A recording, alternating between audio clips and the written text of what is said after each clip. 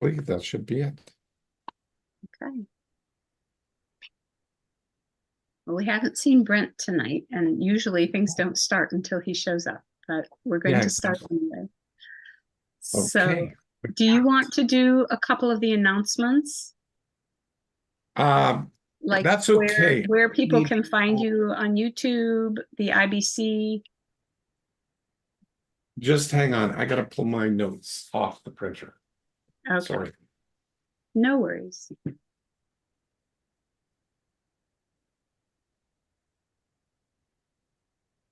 How's Christy, Shane? We miss her. Well, Christy's doing well. We just got in from the hayfield, started mowing hay, and she's supper and shower and sweaty and yeah, doing good. Good. Well, Busy, tell her we're busy. thinking of her. I will do that. Hey, Brent, we can get started now. You're here. Yep. Yeah, everybody's here. I'm here. Everybody can go ahead right ahead with the show. Okay, thank you so much. I'm so glad. We can start, Blair, now that Brent is here. Okay, well, you can start because my printer has malfunctioned. All right. And if you Well, don't I'll mind, please. I'll give the intro, and then I'm going to pause for a minute because it makes Jane's life easier for editing. So I'm giving it a 3.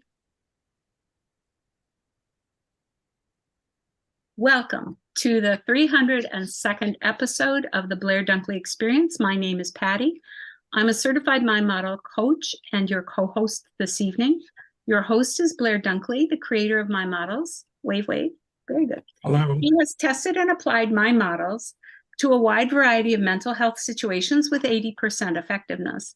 His My Model Method coaching has also been responsible for companies making not only millions, but even billions in revenue. The Blair Dunkley Experience is Blair's free gift to you. Here, he both coaches and teaches you using my models so you can experience effective change in your life. So what can you expect tonight? We talk about my models, and my models are simple thought frameworks to help us put names and labels to how we think. When we understand how we think, we can learn to think more effectively and create the identifiable, repeatable, and duplicatable behaviors needed to finally break out of stuck states. Personally, my models helped me overcome more than a decade of depression. They have positively impacted every area of my life, including my relationship with myself. We welcome you tonight and look forward to getting to know you better. I see Shannon is going through, you can take a look at the chat. She's going to be staying off camera and just listening. So No worries. And then Jane, that link that you put in there, what is that a link to? Oh, the replay for tonight? The first one is the live link. So if somebody isn't going to be able to make it here, they can go to the live link. Okay. I'm not sure if it's going to change every week, but the second one is the actual channel where they can find the replays. Okay, excellent. So, thank you so much for figuring that out.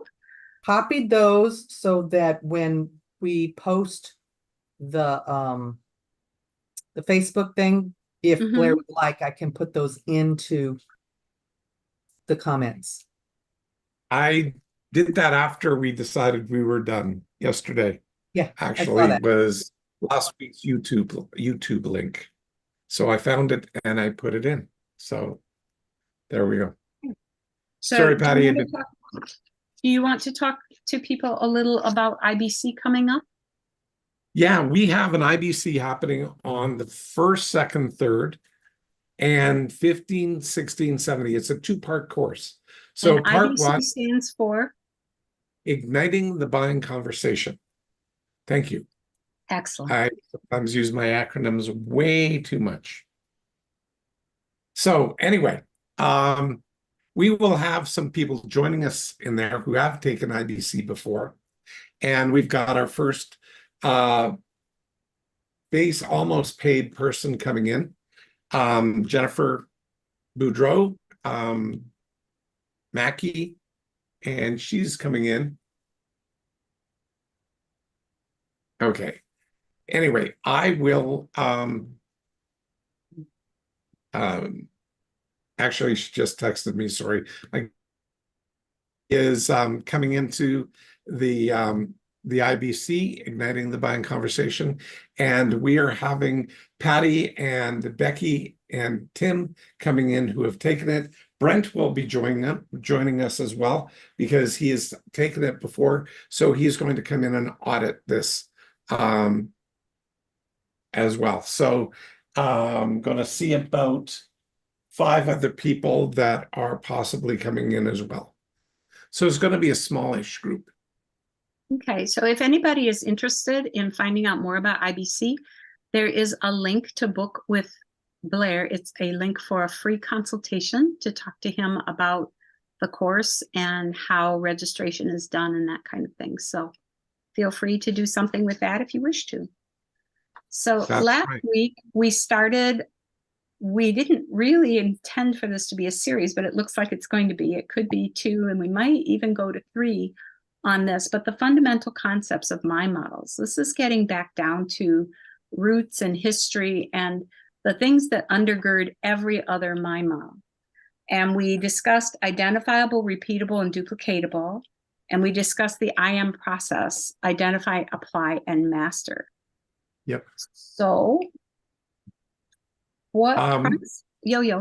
What I was going to do was just go through hey, Brent, do you want to jump in there and share with people here what identifiable, repeatable, and duplicatable means? And Oh, then sure. Becky and Tim, if you know what the IAM process is, that would be great. It'll come up after. Yeah. So So go for it. excuse me. The identify part of identify, or yeah, right. Identifiable, repeatable, and duplicatable. That's I was Yep. thinking about IAM there. It's the same thing, but identify is being able to identify, using the mind models to identify what's going on, your thoughts, your feelings. So putting names and labels to things to bring them out, to identify them. Being able to do that, and Yep. repeatable is the practice of using those mind models consciously and being aware to be able to repeat that process yourself effectively. And duplicating it is getting to that point where you're able to do it again, but also when you're using it as an example, as other people can see that that you're using those, and then things are a little bit different possibly, and then that's being able to duplicate it to another person, not just repeat it with yourself, but Absolutely. external. Yeah.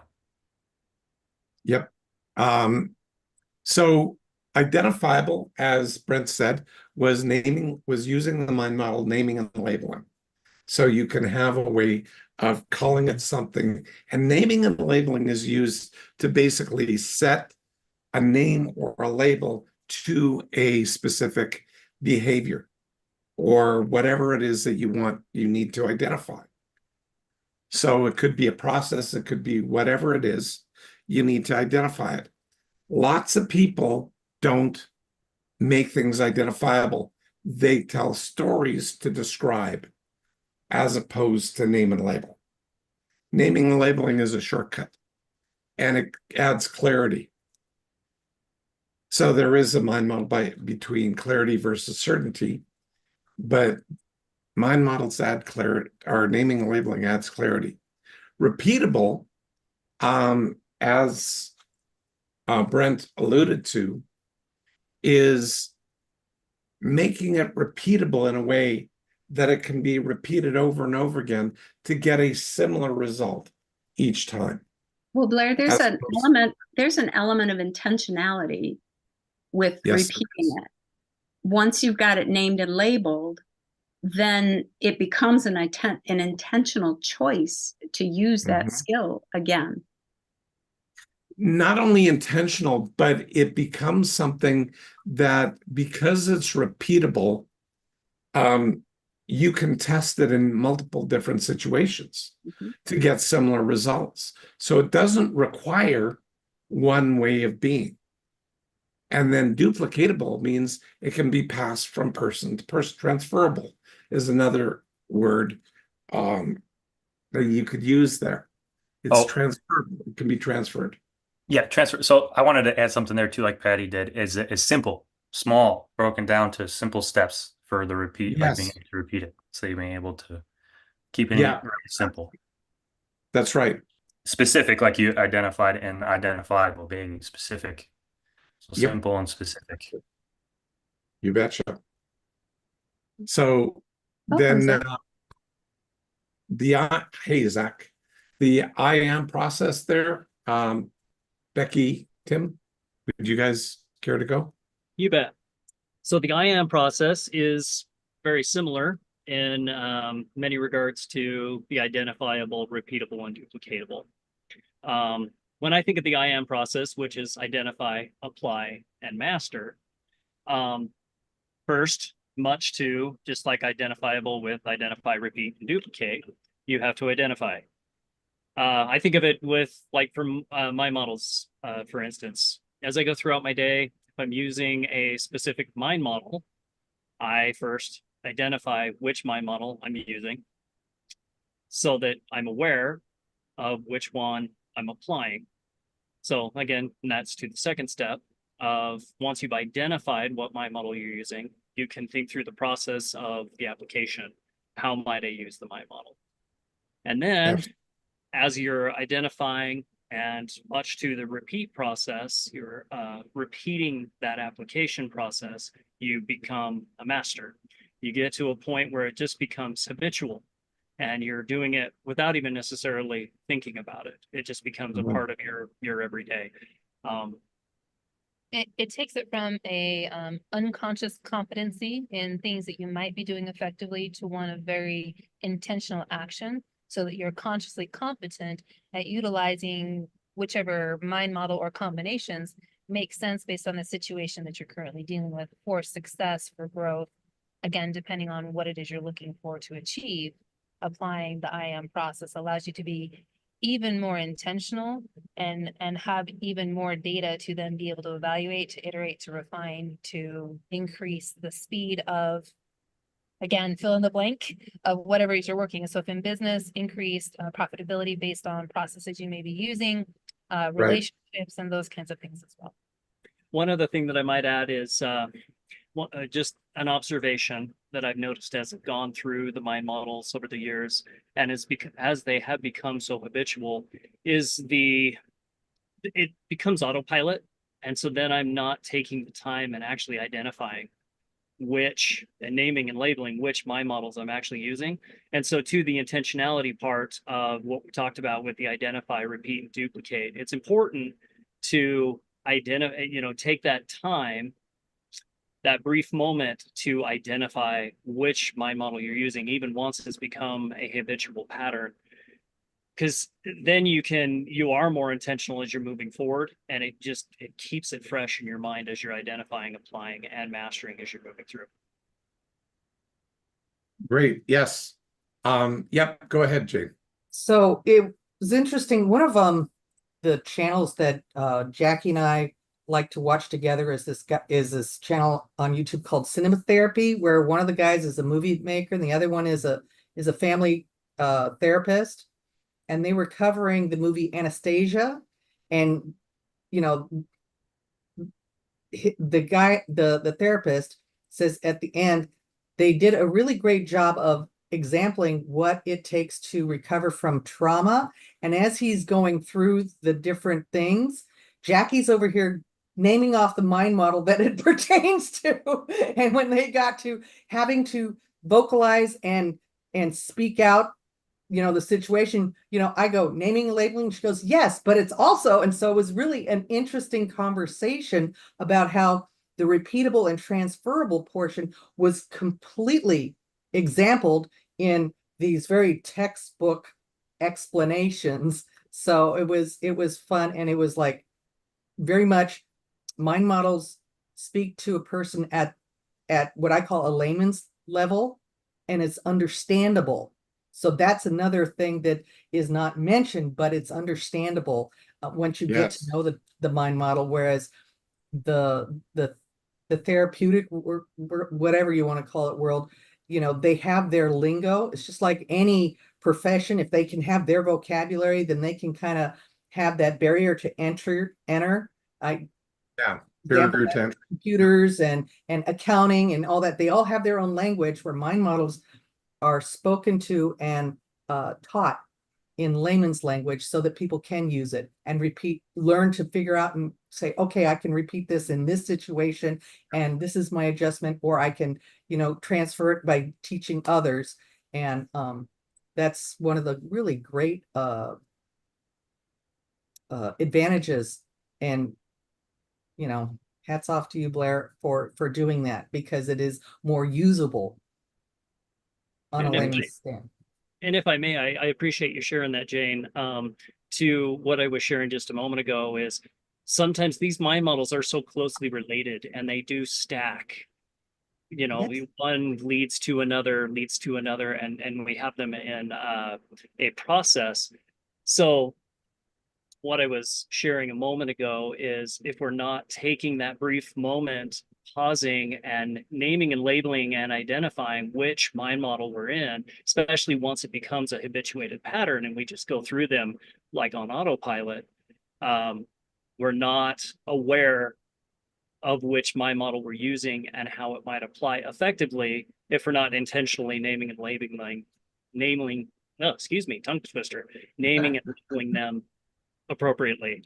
That's part of that whole mastery piece. Yeah. It really is. So, yeah. Well, the other thing that's interesting with this is that people can arrive at an effective process using mind models, but not necessarily using the same mind models to arrive there as someone else might. So the mind models all take you forward. They all take you into process. Even if that looks different on the way through, people, if we ask everybody here their favorite mind models that they go to and use, they aren't going to be the same, but everybody finds what's effective in their world and they use that. So that's the other thing I really value. Hey, Jackie, I really value about all of this. Blair, shall we move on to appropriate to time and place? Absolutely. Yes. You were going to share perhaps a little bit of history as to where appropriate to time and place came from. Yes. A lot of the all of appropriate to time and place came out of years and years and years ago. Life skills was being created. That was where back in 1967 to 72, the Research and Development Station was started by the government of Canada and the province of Saskatchewan. And they did research and development and found 362 core competencies that people needed. They called those life skills. Actually, they didn't. A couple of psychologists or psychiatrists out of New York, have to go look that back up again, but started it and started defining a group of behaviors called life skills. And it's basically coping and problem solving behaviors. And at the college, we started recognizing that those coping and problem solving behaviors lead people to become successful.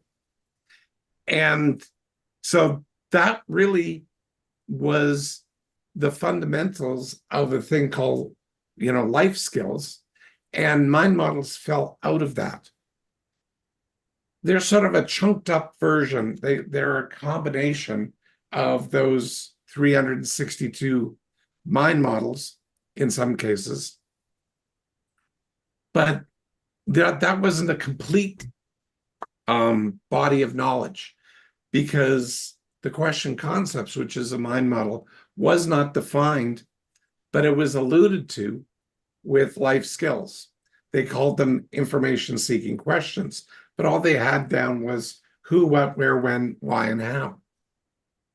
But leaving those questions just as questions did not aid people to be able to build connected, appropriate behaviors.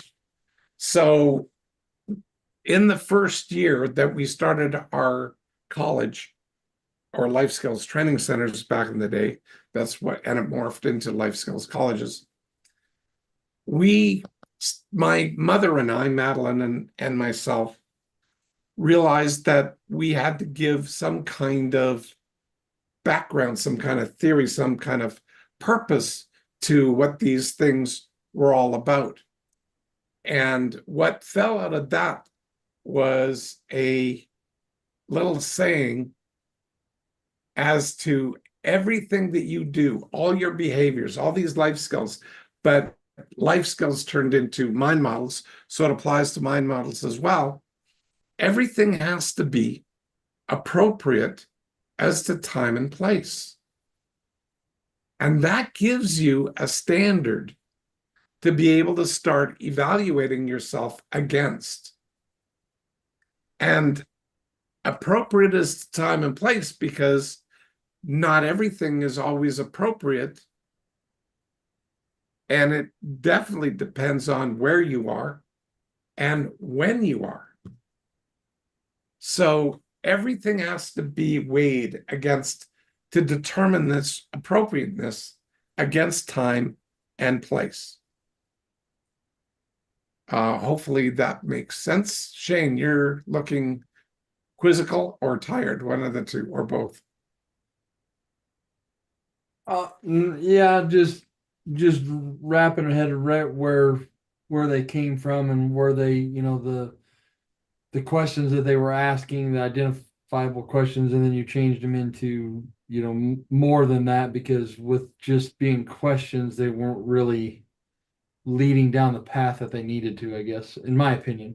Yeah, they were not as effective as I thought they could be. And the question concepts, when I started doing my research, I realized that every thought, every utterance that comes out of a person's head, like out of their mouth, is filtered through one of the 6 question concepts. Unfortunately, I don't get into the question concepts here. I do that in IBC and coach training and a couple of other programs that I teach, but I don't do it here. It actually would be handy if you guys wish to join one of the other programs, because the question concepts, they're actually the foundation piece plus belief systems of all of the mind models. But the mind models are so strong on their own that I realized I don't have to have everybody spend 3.5, 4 hours learning the question concepts to have them be effective. And over time, I realized that stacking the mind models, in fact, the 3 E's was the first stack I ever made, because it was the one that I used so consistently and completely independently of question concepts, because they're just so darn effective by themselves. Anyway, that's a little bit more. That's okay. The question concepts are very fundamental and foundational to all the mind models, just like appropriate to time and place, and identifiable, repeatable, duplicatable, and identify, apply, master. Yeah. I know that you don't get into discussing and teaching all the question concepts here, but I think the most powerful distinction, without going really deep, is the difference between a what, how question and a why question, and where those things take us in our brains and where they are in time and space. So do you want to look at that? I might be tempted to separate the what, how, because they're so large as an individual concept. Yeah, anyway, just a thought. Yeah, I would not keep them as a single structure. They would be better served separately. Okay. Asking what's and asking how's. But even when you don't know the question concepts, because question concepts give people quite literally a fair advantage in listening to how people are speaking and how they're thinking. And that is such an interesting observable, identifiable, repeatable, and duplicatable process. Because when you learn the question concepts, you literally listen to by what people are saying to how they're thinking. Now, whys, if you understand the structure, which you don't, of the question concepts, sorry, but I'll give you a little bit of a link into where these go. When you listen to like like Jackie just threw and tense, yeah, the tense in things, which is like the past, present, or future of the questions. Each question concept has its own. And why is the only one that I found to be 100% in the past. Now, even if I say, why will you do that? It sounds like it's future. Why will you do something? Leslie, would you like to play with me?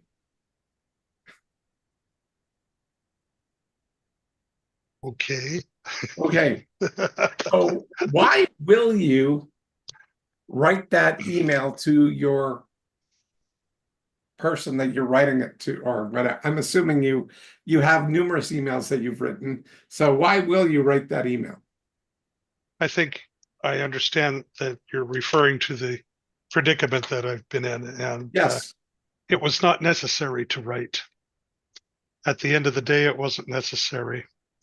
They've come through, and Okay, hold it. Now listen to his language, his tense. It wasn't necessary, but where was that implied why? What was the thing that you were going? Let's assume they didn't come through. What would you tell me? well, if they had not come through, then I would have written that. And what would Email. you have done in the writing of that?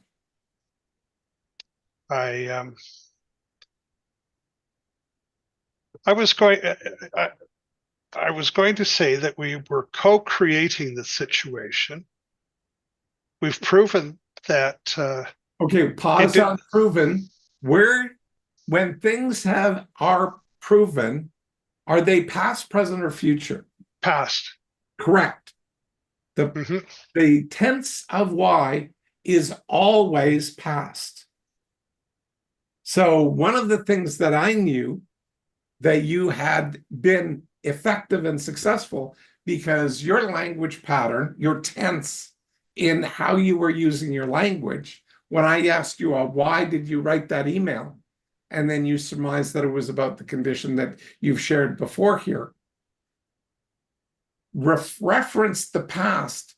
You would have had to have referenced the past to prove it, but Yes. you didn't have to. Now you updated us to the present, slight past, but not the story past, the near past. You could almost argue that it's practically present that they came through. In fact, they came through. Which tense is that? Present. Correct. So all of a sudden you're going from past to present tense. And when does change take place? In the past, present, or future? The change took place in the past, because right now we are in the present. Time out. When does change take place? When does change take place? Yes, when does change take place? After you've identified, analyzed, anapu, notice, but notice, and let's just pay attention to the change part itself. When must change happen? Past, present, or future? present. Right. Even though it was when that happened, it was the present, but we didn't know that it is. So it's our present now that we're hearing the story from you. Okay, so that's an update. Yes, it's your past, but it's our present. When and it's a change. Like, that's not small potatoes for you, is it? No, it's huge. Yeah, it's huge. So that, yeah, exactly. Woohoo is right. Yeah. Yeah. So, Thank you. Thank you. yes. So that change, that change element occurred in a present moment. And now, yes, it is in the past, but it did happen in a present moment. It always has to happen in a present moment. And you referenced the change being present. Okay. Yep. Okay. Go ahead.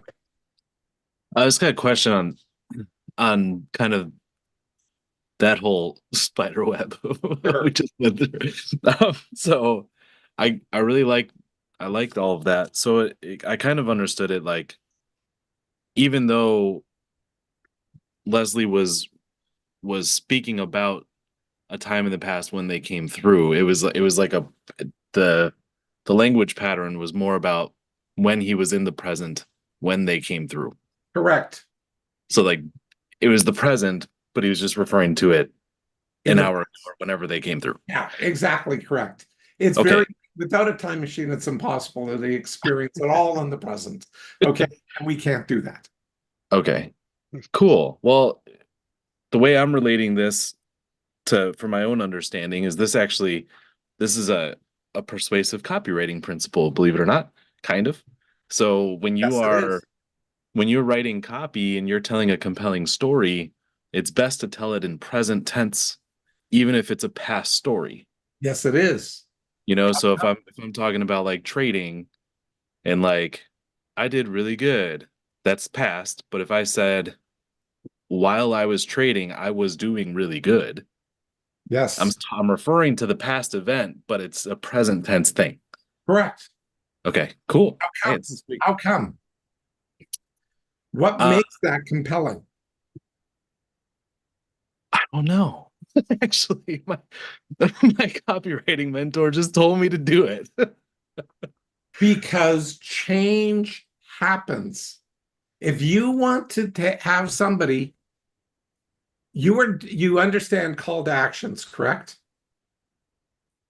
So CTAs, calls to action, require people to, or request people to take action. Action can only happen in the present. Got it. So if you put somebody into the past or the future, they will be much less likely to act on it. Therefore, they will get stuck. So we do not want to use whys. And so many people who here, show of hands, who here has a tough time being able to define their why? Like, what's their why for living? I'll raise my hand. I can't do it. Like, yeah, okay. Because when I tried to do I watched a YouTube video recently where Simon Sinek said, I will help you find your why in 15 minutes or less. So I watched the video. I was more confused by that whole thing than I had ideas, but I had like not 50 zillion. I had like 5 or 6 strong ideas, but I didn't have the thing. And you're supposed to come up with this why. Now, when I went through Simon Sinek's original video, and where he talked about, the golden circle, and if you look up why and the golden circle on Simon Sinek, you'll find his inaugural speech on a TED Talk some 10, 15 years ago. The whole purpose of that speech was to try and put people to look at the why of things instead of the what's and hows. because he says businesses have got it all wrong and people listen to him.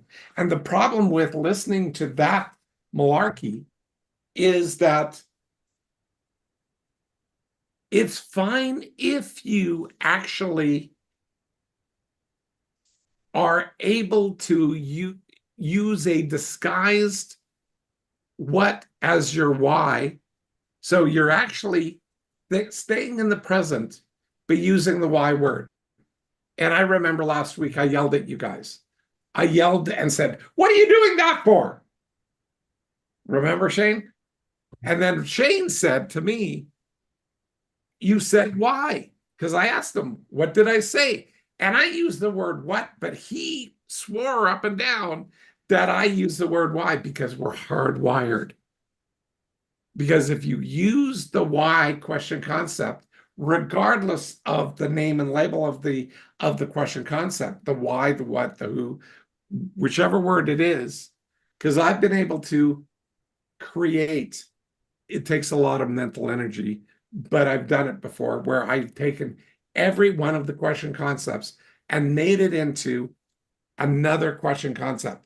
Because when I said it in a certain tone, using the pattern of the structure of the question concepts, not the words, but the structure. And when I gave them, taught that and showed them that you have this thing called disguised question concepts, don't listen for the word who, what, when, where, why, or how. Listen for the structure. But predominantly, the most important thing, which Jackie put down here, was tense, the time tense of things. There's two things that I hope you take out of this. Number one, I hope you take out that true why question concepts will be past based. Number two, the second thing I hope you learn from this is you can only make change in the present. Okay? And I guess the third thing here is what's and hows are the two most important question concepts, but how is also the only one that is 100% present.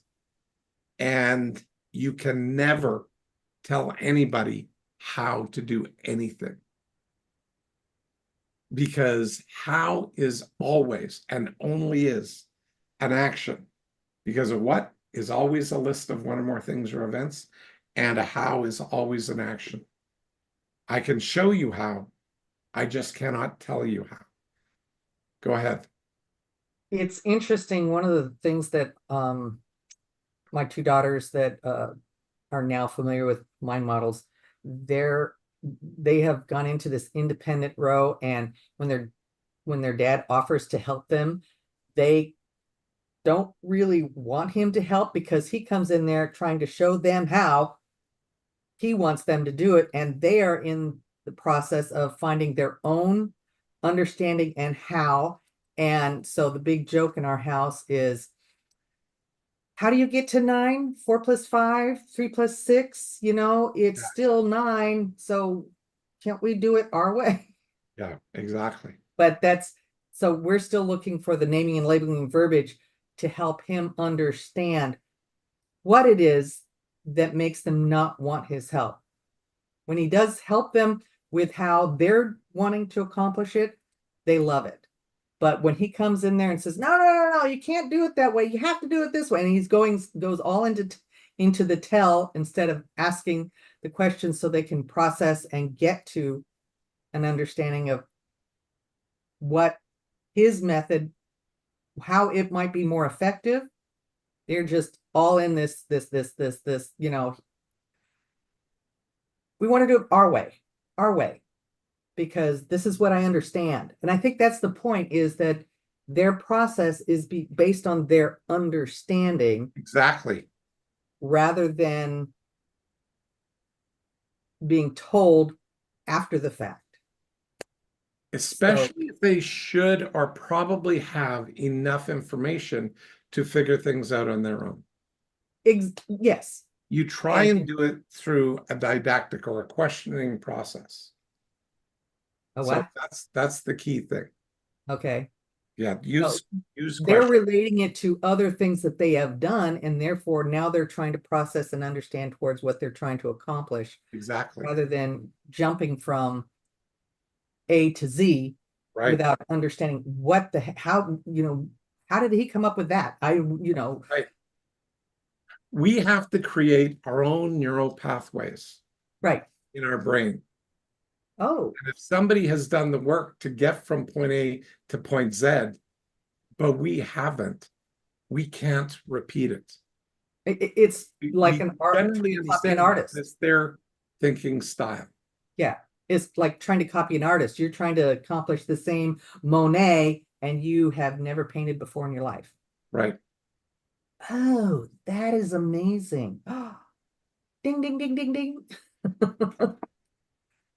Now, you. one of the things that you can do is, or Jackie could always ask, is this appropriate to help me learn? Good, great question. Great question. Not just is this effective, but is this appropriate? Because, like, are you wanting to help me learn how to do this? Yes. Is the manner in which you're doing it appropriate for me to learn? Or are you just showing the way you learned to me? Oh, I homeschool. That is 100% accurate. Every one of my army of kids learns differently. Yeah. So So going back to Jane, my dad, God rest his soul, was stuck in his ways. My way, the highway. This is how it's done. Yep. I've always been inquisitive, curious. There's got to be a better way. There's got to be a better way. So then I've Can taken. I ask you a question? Yep. Does there have to be a better way, or just a way that you know how to use it and then make incremental improvements on it? Right. But See, I've dropping taken. the better removes the judgment. So you can- But I mean, I guess I wasn't just really, I wasn't judging or trying to defy my dad. It just No, not there just should no. have been, you're there should be, defining there's that. just lots of, this could be a lot easier. It seems like you're making a lot of work out of this. Correct, but you were technically like, if I heard you correctly, you were actually judging yourself. But then I've taken it to the next step with my kids, son-in-laws, is like, I don't care how you get it, as long as our end results are the same. Now, if your way takes 4 or 5 hours longer than my way, then we're gonna have a little conversation about it. But I don't care how you get to the end result, just get it done. Right. But with Jane talking about her husband and the kids, there's a point in there that Christy and I as well feel that, well, even though I say, hey, I don't care what it takes, just get it done, it almost leaves the kids in a worse state because they have no path moving forward. Correct. You're throwing them into the deep end and expecting them to swim. they haven't accepted the authority. That's true too. So does the statement, might there be a better way to engage their curiosity? Does that help? Yeah. What about something like, have you figured out your way to get this thing done? And They if just you like, haven't, Dad just tell us how to do it, we'll do it. well, yeah. yeah. Well, what do you think? Exactly. What do you think? You're obviously bringing this to my attention for some reason. Like, what's going on? What do you think? I've got a few ideas. What do you think? Patty, Well- I'll leave you to this. I need to unfortunately pop to the washroom right now. Okay. No, this is all, yeah, what do you think? That's gonna go down with another Jackie question. The where am I question that I always love. We'll add what do you think to the Keep where it am I simple. question. Keep it very simple. Like, you know, Yes.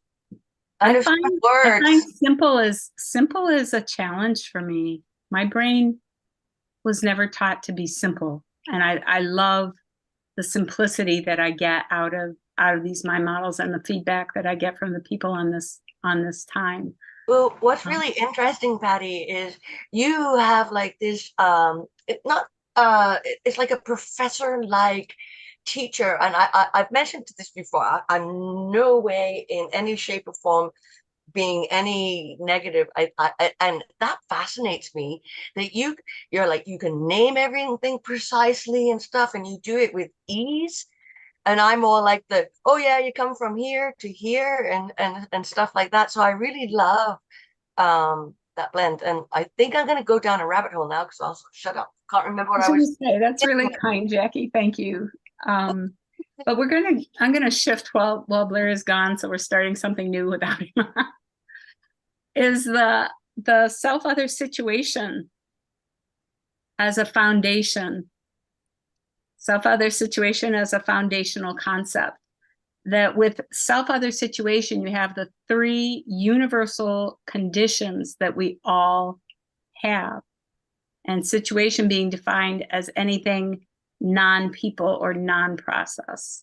So we're going to define situation, non-people, and non-process. So Patty, Yeah. Is that kind of like the situation that we just did? Like you were self-othering situation, like you said the other has to be a non. Yeah, other, just we're defining So that's like the online Other is pretty clear. program. That's like the online program. And then you being self, as you are the facilitator at this moment, and Okay. I'm the other. The situation is we're online. Yes, situation is we're online. You are other. In my world, you are other. In your world, I am your other in that world. Correct. That's correct. Yeah. But everything that we experience is either a self, an other, or a situation. Everything is coming through one of those filters. And if we cross that, those are universal conditions. If we cross that with universal content of all discussion, you have situation, people, and process. What do you mean universal content? Everything that you talk about is about situation, people, or process. The content of everything that we do. I'm going to have to think about that for a while. I know. I've been thinking about it for a while. Say that again. Everything you think about is the universal content of all discussion. It's not all thought. It's all discussion. With self or others? Well, if you're having a discussion, there's an other involved. I have discussions with myself. Well, you are just that good. Seriously, I do. Yeah. You're right. No, I know people have discussions with self. So could you call yourself a people? Yeah. Thank you, Zach. That's what I was thinking. Self is still people. So yeah. Oh, okay. All right. Well, I'm just going along with this. So you can have these alone moments, but your processes are always going to impact a situation and require some kind of brain power or computation to deal with people and things. So when Jane's written, when you're talking to yourself and then answer, you're speaking to someone of equal intelligence. Hey, Jane, that's funny, but I'll tell you something. That little devil that sits on my shoulder, I do not want to give him equal intelligence because he's a sneaky little devil. I was going to say, some of the voices and the parts that we hear when we're talking to ourselves, they are not always as true to ourselves as we would like them to be. You know what I do sometimes out loud? Like if I hear myself talking in my head, I blurt it out and I see who I sound like. And sometimes I go, oh, God, that sounded like my mom. You I was know what? going to say, you shared that before, how you recognize when you speak it out loud that you're sounding like someone else. that you- Something, or it's an old record playing, or a label, and it's like it's just like a flashback, like it kind of connects and it just like brings it all in here and now. Like I Yes. think we were talking about labeling and naming and labeling things from the past, because we carry on little tags of the other people that we've kind of adopted may not know that we're still carrying out subtle Yes, those behaviors. names and labels that people put on us Yeah. based on their understanding. So we have the question, what roles do congruency and alignment play in self, other situation, and situation, people, process? Congruency and alignment, how does it play into the conditions we have or the content of discussion? Well, I've got a thought, like you have to be congruent with yourself Mhm. and others. And so it was congruency and what else? Alignment. Alignment. Well, Alignment, I guess, congruency, kind of and comes it was with congruency. it was Well, also you have to other work at that. Sorry, you keep Jack, cutting out. Oops. Well, if there's no Jackie. alignment, can you find congruency? Because that's where my girls and my husband, they're completely out of line. No, but congruency is like internal and external. Oops. I hope. Sorry, I'm just like getting excited here. Woo! You're correct. No, Internal. you're and external, absolutely like, right, Jackie. am It's I internal and congruent external. with like what's going on? Like if I have unhappy face here and I'm happy inside and I'm trying not to show my happiness, or like vice versa or whatever. And then Right. there's congruency in the situation appropriate to like time and place and stuff. And then the congruency in the other people and alignment. I think is actually, I've never thought about it before. I've never actually heard those two words together. Actually, congruency almost sounds like it's alliance, because people are being congruent and real. But now whether they can step through that and get it into the next step and take it further forward. So congruency is with self, other, situation. But we also have to get congruency with situation, people, and process. We also need to get alignment with self, other, situation, and alignment in the situation, people, and process. So what's congruency with process? Great question. So what is it? What do you think it is? Ah, you're using my question there, Blair. Very nice, very Yes, nice. I am. Right back Yeah. at you. No, Blair I taught me know a my really answer. good thing. I Blair know taught me- my answer to this. Oh, sure you do. Blair taught me a really good thing. Like we did coaches training, and then I went on and did a little bit of extra training, and he said, if you're not quite sure, just throw the question out to the class. It's brilliant. It is. But It's in this case, brilliant. I actually do have my answer. Okay, well, let's hear it. Okay. So, well, in this case, for me personally, so you guys think of your own answer, but Yeah. Repeat the question, please. there's so the An congruency, example of process, a congruency with process. exactly. Congruency with a process is one for me that is congruent and works with the situation, the people, as well as the process of all involved. That is a congruent. That is not only a congruent, but that is also an aligned process. An example of that is I'm working through a problem and I'm not getting alignment there are two ways. Okay, when you're saying alignment, like give me like one word that describes the alignment that you're kind of like associating to that I word. was going to, but it's two Sorry. words. So I'm either forced into, what I'm forced into is compromising. Mm. And I don't want to compromise. Okay, what I want to do is talk about things so that we can have consensus. Yeah. If we don't get consensus, I do not have congruency. When we get consensus, I have congruency and alignment around both parties, the selves and the others, which is myself and the other party, have to get an agreed upon or congruent place that we reach consensus with, and that generates that consensus, alignment, and congruency shifts the situation and becomes the process of the situation between the parties, myself and the other person, because we have a process. Now, if one party chooses not to engage, there is no ability to build alignment or congruency.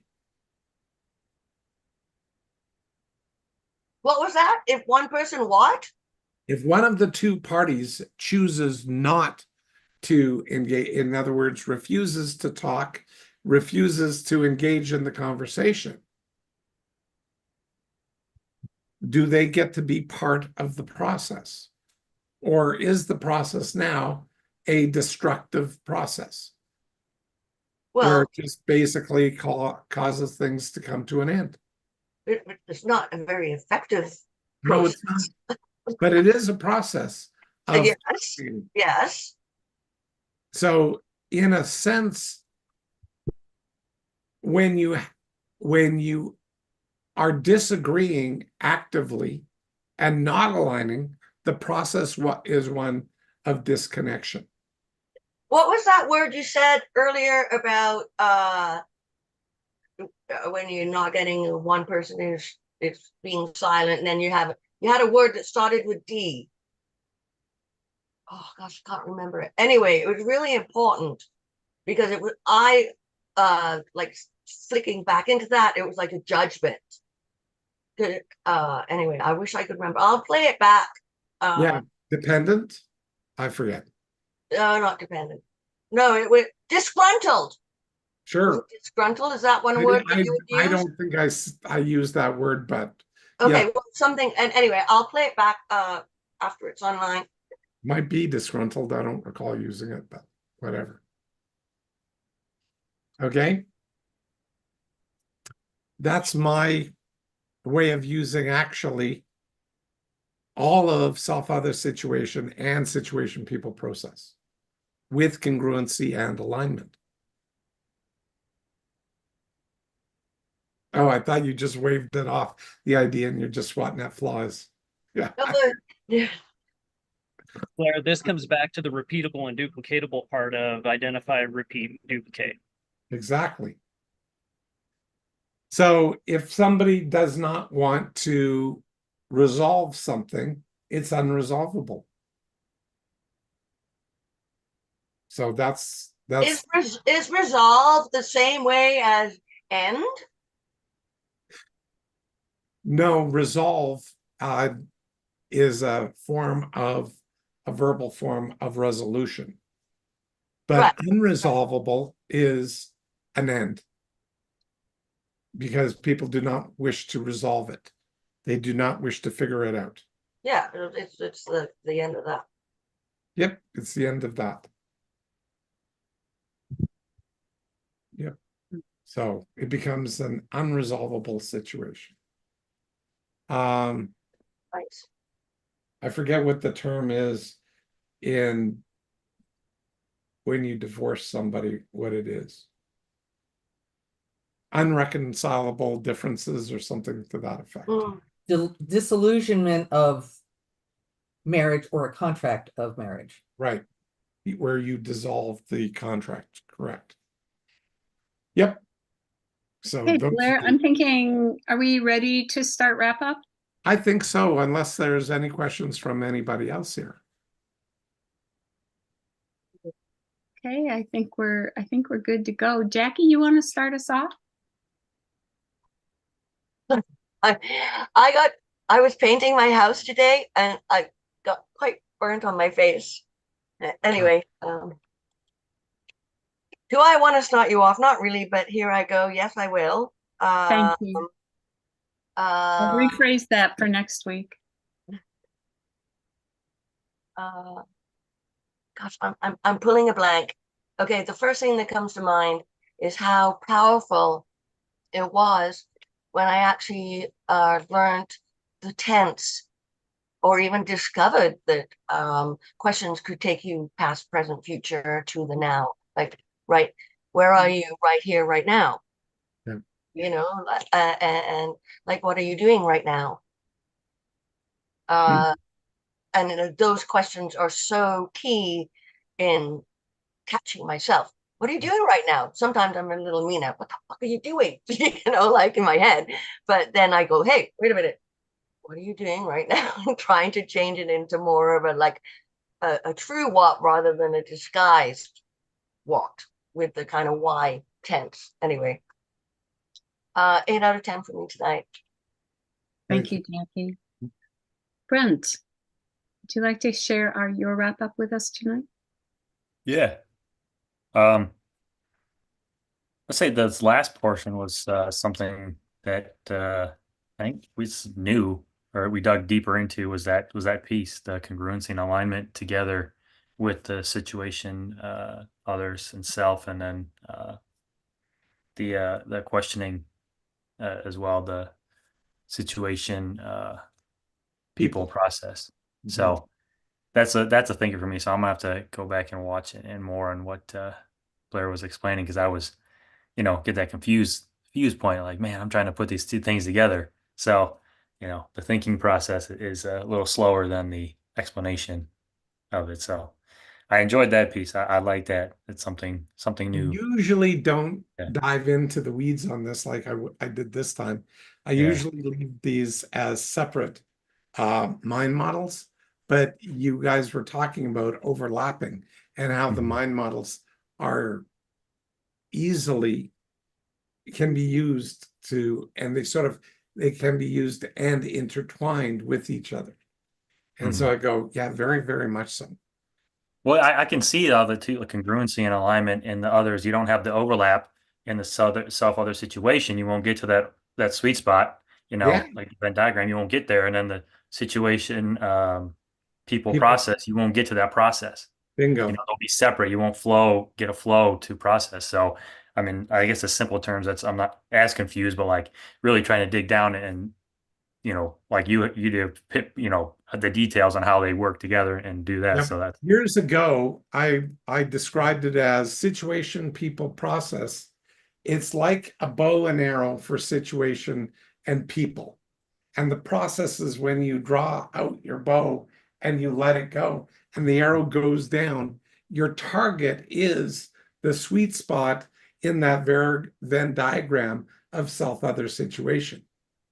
oh. Because what you're trying to do is self, other, and situation. You want a process embedded in that situation with self, other, and situation. I like that visual there. Yeah, that's the first time I remember hearing that. If you said that before, I've never said that here. Yeah, that was way back years ago when I was first describing self, other, situation in a coach training. It just flashed in my brain from I like that. decades ago, probably 25, 30 years ago. All right. Well, I give tonight a 9 for me. I like that last bit there. So Thank you. We'll let Shane go so that he does not fall asleep right in the middle of the things. Yeah, really. Yeah, my eyes are heavy, but just listen to Brent picked something up there. which give me a 9 for the night. But when Blair explaining with that self-other situation, I feel in some of the things that I deal with on the ranch that I'm missing the process within that self-other situation with the others and situation. Yep. Yeah. So you integrate those two mind models with process, like self, other situation is the Venn diagram, and situation, people, and process. Because self and others make up a situation almost 100% of the time.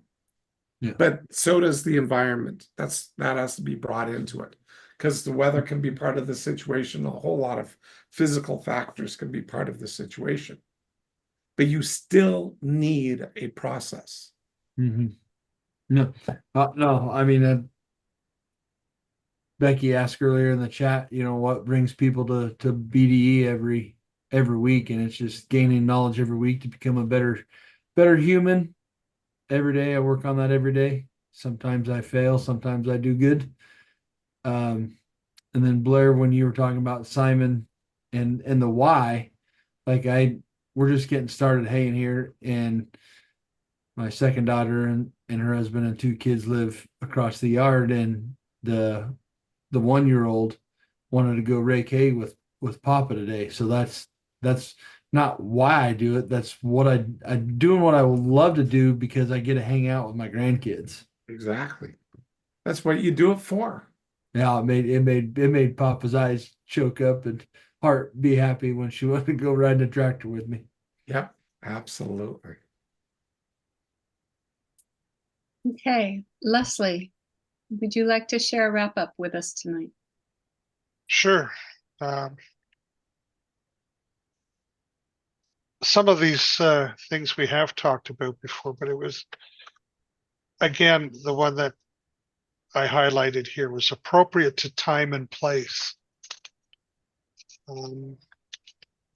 I find that valuable. Sometimes we have to be more cognizant of what we're doing. Is it appropriate to be doing this right now? And in that place, again, the self-other situation. We've talked about this before, but the congruency and alignment has added a lot to that self-other situation and consensus. I appreciated this part of this evening. So again, I love my 9s. Great. I gave you a 10 when you got your money back. So congratulations. I'll tell you when I do get it, when it actually does come back.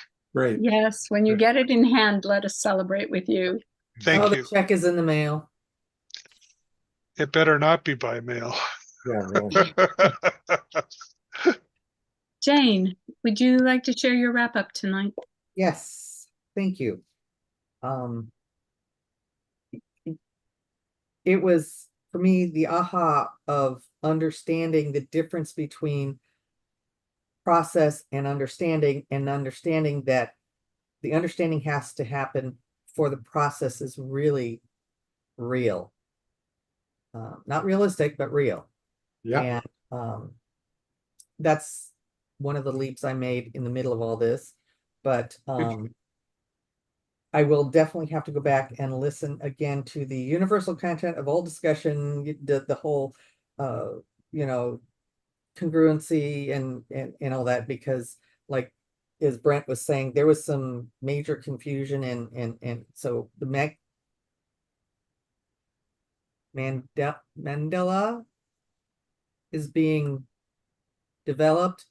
So now I have to go back through and actually get them solidified. So, and in that, I always enjoy that, always learning something new and yeah, I'll give it a 9 tonight, just because there's still that little bit of understanding that it was well presented. I just didn't get it all. Can't give myself an A+ for that. So, but it was effective. So thank you. Thank you, Jane. Tim and Becky, would you like to participate in the wrap up tonight? For sure. 9.5 for me tonight. I gave a little when you brought up self-situation another. I really wish we had the time to delve deeper into self-situation another. I was asked at the beginning of this, like your favorite mind models. This has saved my bacon. Self-situation another and control versus influence are by far have become my favorite mind models. Many of you who know our story, and we have been asked multiple times how we are still together after what happened to us. Yeah. It's self-situation another. It's control versus influence. These two mind models are the reason that I'm sitting next to this beautiful woman right now.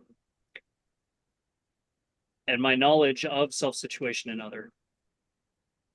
And the sweet spot. I have seen your past trainings, Blair, on the sweet spot. And when you went through that, thankfully, I learned those things long before the accident happened to us. And that walked me through the hardest time of my life with self-situation another and control versus influence. So I am grateful, forever grateful for Blair and these mind models. And I love those two mind models. So I can't say enough about self-situation other. Like I say, I wish we'd been able, because there are layers to this, and I would love to go deeper, deeper, deeper. But so that's by far my favorite part of this evening. Super. Excellent. Becky, did you want to contribute tonight? Can I just say ditto? Is that a cop out? Ah, No, I can do a ditto. that's a cop-out. So I'm gonna trump him and go 9.8 just for fun, because I appreciated the new perspective, echoing everything that Tim said, but the new perspective on self-situation and other as it relates to the process, because we talked about name and labeling a lot. And it was one of those unconscious competency kind of things where understand self-situation other, the sweet spot. And so we were able to interface with control versus influence and make it work effectively. But what was brought up tonight, and the highlight there, Blair, I loved your phrase, is you want to have a process embedded in it within self-situation and other. That's something that we were doing, but it wasn't identified in that manner because we've never gone that way. So I really appreciate that new lens. And the visual for me is we talked a lot about like the spiral of change, or Jennifer's like the cyclone effect. And in my head, the visual is almost like self-situation other in a floating conical shape, ebbing and flowing based on your interaction with other people, which is really pretty cool for me because I'm a visual person in that way. So I appreciate you guys bringing this tonight, and the new perspective and awareness that it allowed me for our next level of specificity, because naming and labeling with specificity allows us to be effective in how we interface with situation others, and really, again, to get the traction that we're looking for in our lives. It's the utility of it, which I really appreciate. Yeah, it really is. Yeah, we're going to be going more into self-other situation. Our next series where we're going to take this discussion of foundations, the next sort of grouping of topic is going to be stress and how do we handle stress. And so we'll be going deeper into the self-other situation when we're looking at,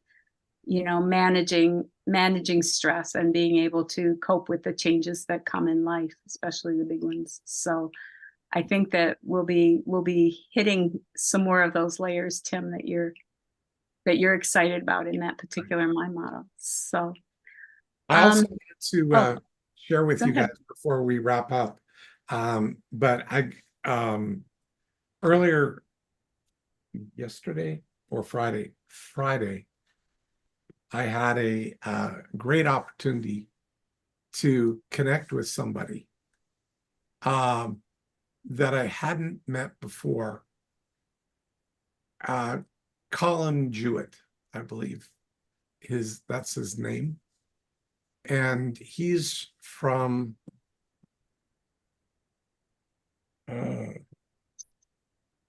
Idaho? No, Midwest sort of thing. So I hate this. This computer does not always Mouse does not always work. Anyway, his question, we've got a meeting next week, or this coming week, actually, on Friday. And he asked the question, can we bring mind models to the masses? So I had a text back and forth with him, and I got back to him, and thank you, Zach, because he actually came through the exchange of text messaging. So I think I beat the machine and got to him, and he really appreciated the prompt reply. Whether or not you got it going or not, I did. I actually replied. And he's looking to train coaches and get the mind models out to the masses potentially. So I told him that I train coaches, and he was asked to do something by a housing authority, or a low-cost housing authority. So they bring housing to the masses, and he wanted to offer training, the mind models to the masses. So anyway, we'll be talking on Friday and see what happens. But that's a huge opportunity if that comes to fruition. So not financially possibly, but emotionally huge, because you said there are tens of thousands of people that could be affected by this stuff. And that helps me with my goal of 100,000 people. So anyway, Okay. that's it. That's what I wanted to share. Would you like to give us your wrap up and take us out, please? That's Zach. Me? Sorry. Yes. I'm paying attention. I swear to goodness. All right. So Did I miss Shannon, or is she not doing? that's No, Shannon is Oh, I Shannon's missed. just listening tonight. okay. Okay. That's what I was thinking. I was like, wait, did she say Shannon? Shannon's listening tonight. All Okay. right. And thanks. Yeah, I'm gonna say 9.5 for sure. Very, very effective evening. I loved the clarity I got on the past and present and disguised wise and the what's in house. I actually found that to be, always struggled with finding the disguised why and stuff. So I think this is going to really help me to identify those way, way, way more effectively. And of course, self-other situation. I love the congruency aspect, and alignment is part of the process. I thought that was very, very insightful. Got some things that I could probably tweak over a year in my life to get more congruency there in certain processes. And so, yeah, 9.5 is highly, highly effective. So anyway, guys, everybody, thank you for being here. I'm looking forward to being here next week, hopefully not late, and and to continue to learn and grow. And I'm really excited about the stress thing. That would be great. So really looking forward to It that. still And won't grow your hair back. no, and it's too late for that. See, what about the gray? It's like, get rid of the gray. Anyway, I don't know. I've been told I look very distinguished with the gray. yeah, but you're not in your 30s. No. Anyway, there's no do we upload the video to Facebook? Is that a thing that we still do? Jane, you do it? Thank you. So And it gets edited for YouTube as well. oh, So excellent. that happening too, Jane? I Nope. haven't been asked to do that. When you're recording on YouTube Live, it does this process and does it for you. Oh, Fine. okay, great. Well, yeah. I mean, either way, I know how the Facebook algorithm works. I'm not so keen on the YouTube, but I would say let's go and like both and comment on both. Can't hurt.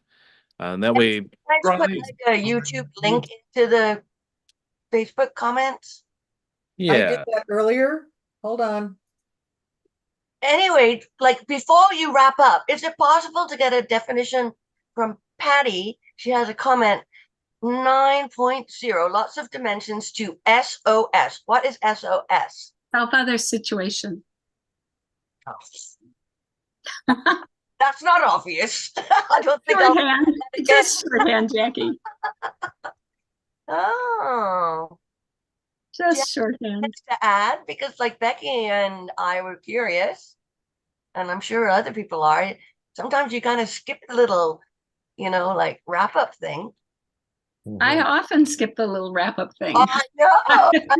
I know. Periodically, it throws me when you ask for my wrap-up, or tonight Becky asked for my wrap-up. I'm going to need to reconsider my involvement in the wrap-up, because I'm thinking about other things, but the wrap-up is intended to anchor the value you get out of things. And I think that I would benefit by participating in the wrap-up to anchor some of that meaning for myself. So thank you guys for poking that bear. Hey, give it a quick shot. 7 words or less. 7 words or less. I 7 think I just words or less. Patty, real quick, not to derail this, I know you're wrapping up, but I would double down on the value that your wrap up brings. 9 times out of 10, it is the anchor point through everybody's wrap up that helps solidify what I get from it as well. So please consider your participation, because it helps the entire group.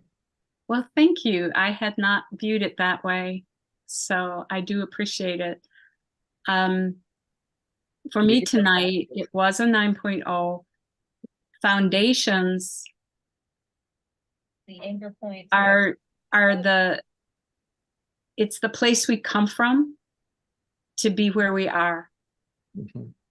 And when we're using mind models, they aren't just fly by night things. They've been well tested, they've been well used. And knowing where we came from, I think, legitimizes a lot of the techniques and reinforces the reason that they work. So that's my perspective on tonight. So thank you. So Zach, are we like finished, or did we majorly interrupt your flow? So it's all good. So yeah, if you go to that YouTube, I just posted a link there. That's for the channel. So Jane posted of the actual live video that's happening right now from this Zoom meeting. And that's the channel. Highly recommend subscribing to it. All of these things, what they do on social media is they help other people to be notified that, hey, this is happening. You liked this video. Here's another one, that kind of thing. And that way more and more people are going to be able to discover the mind models and get that effectiveness for themselves. And so both on Facebook and YouTube would be highly effective to help grow and help Blair with his 100,000 goal. Yep. Okay. So thank you all for being here tonight. That's how Colin found out about me, was off of doing the Blair Dunkley Experience, I believe. That's the meeting on Friday. Well, I'm excited for your meeting on Friday, Blair. That sounds like it's going to be really interesting. And we're waiting for the end results of Leslie's situation and updates on yours. But yes, next week we're going to start a series on managing stress. So using mind models. And I'm looking forward to that. Because just like life happens, stress happens. So it's like, we need to know what to do next. Anyway, you guys, thank you so much for being here. And we'll look forward to seeing you next week. See you guys.